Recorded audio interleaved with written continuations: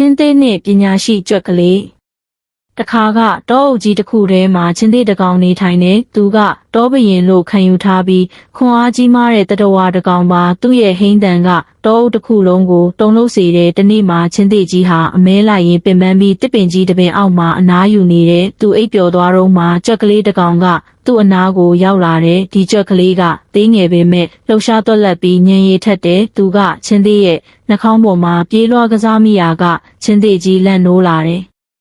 ချင်းသေးကဒေါသတကြီးနဲ့ကြွက်ကလေးကိုလှမ်းဖမ်းလိုက်ပြီးမင်းဘလို့လုံးငါကိုအနှောက်ယှက်ပေးရဲတာလဲမင်းလိုတေးသေးလေးကိုတစ်ချက်နဲ့ဖျက်ဆီးလိုက်မယ်လိုဟိန်းဟောက်လိုက်တဲ့ကြွက်ကလေးကမကြောက်မရွံ့နဲ့အိုတော်ဘရင်ကြီးကျွန်တော်ကိုခွင့်လွတ်ပါကျွန်တော်မရည်ရွယ်ပါဘူးကျွန်တော်လိုတေးသေးလေးကဘယ်တော့မှခမားကိုအန္တရာယ်ပေးနိုင်မှာမဟုတ်ပါဘူးကျွန်တော်ကိုလွတ်ပေးရင်တနေ့နေ့မှာကျွန်တော်ခမားကိုကူညီပေးနိုင်ပါလိမ့်မယ်လို့ပြောလိုက်တယ်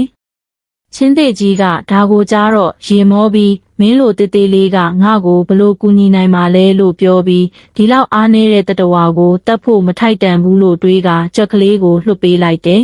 ။ရက်ပိုင်းအကြာမှာချင်းသေးကြီးဟာအမဲလိုက်သမားတွေရဲ့ထောင်ချောက်ထဲပြုတ်ကျသွားတယ်။သူ့ကိုကွန်ရက်ကြီးတစ်ခုနဲ့ဖမ်းထားပြီးဘလို့မှရုံမထွက်နိုင်ဘူးချင်းသေးကြီးကူကယ်ရမဲ့ဟင်းဟောက်အော်ဟစ်နေတုန်းကြွက်ကလေးကအဲ့ဒီအတန်ကိုကြားပြီးပြေးလာတဲ့ကြွက်ကလေးကသူ့ရဲ့တွက်လက်တဲ့သွားလေးတွေနဲ့ကွန်ရက်ကိုတစ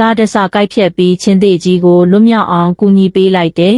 ။ချင်းသေးကြီးကအံ့ဩသွားပြီးမင်းကိုငါမထီမဲ့မြင်ပြုခဲ့မိတာမှားသွားတယ်။မင်းလိုသေးငယ်တဲ့တတဝါလေးကငါလိုခွန်အားကြီးမားတဲ့တတဝါကိုကယ်တင်နိုင်ခဲ့တာပဲလို့ပြောပြီးကြွက်ကလေးကိုကျေးဇူးတင်စကားဆိုလိုက်တဲ့အဲ့ဒီနောက်ပိုင်းချင်းသေးကြီးနဲ့ကြွက်ကလေးဟာတငယ်ချင်းကောင်းတွေဖြစ်သွားကြတယ်။ဒီပုံမြင်ကဘာတွေသင်ပေးလဲ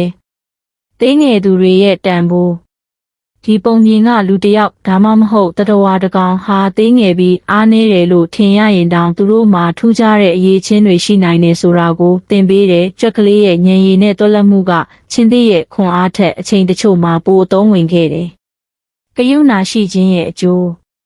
ချင်းသေးကြီးကကြွက်ကလေးကိုတတ်မဲ့အစားလွှတ်ပေးလိုက်တာကနောက်ဆုံးသူ့အတွက်အကျိုးရှိခဲ့တယ်။ဒါကကျွန်တော်တို့ကိုကျင်နာတတ်ဖို့နဲ့သူများကိုအခွင့်ပေးဖို့အင်ဂျစ်ဘလောက်အရေးကြီးရဆိုတာသင်ပေးတယ်။အချင်းချင်းကူညီခြင်း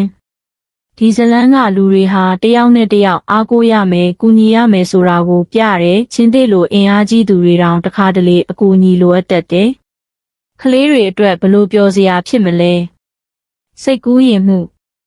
ကလေးတွေကချင်းသေးကြီးရဲ့ဟိန်းတန်ကိုအတန်ထုတ်ပြီးကြွက်ကလေးလိုတွက်လက်စွာပြေးလွှားကစားတာမျိုးစိတ်ကူးပြီးပြောနိုင်တယ်။မေးခွန်းလေးတွေ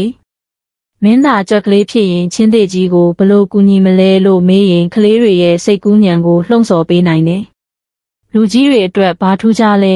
။ဘဝအတွက်သင်ခန်းစာ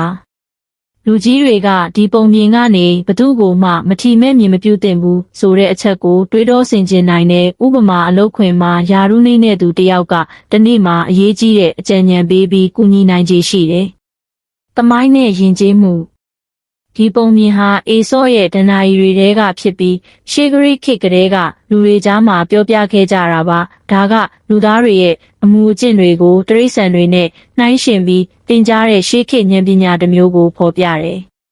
ဒီလိုအကြောင်းအရာတွေကိုကြိုက်နှစ်သက်တယ်ဆိုရင်ကျွန်တော်ရဲ့ channel ကို subscribe လုပ်ထားဖို့မမေ့နဲ့တော့အားလုံးကိုကျေးဇူးတင်ပါတယ်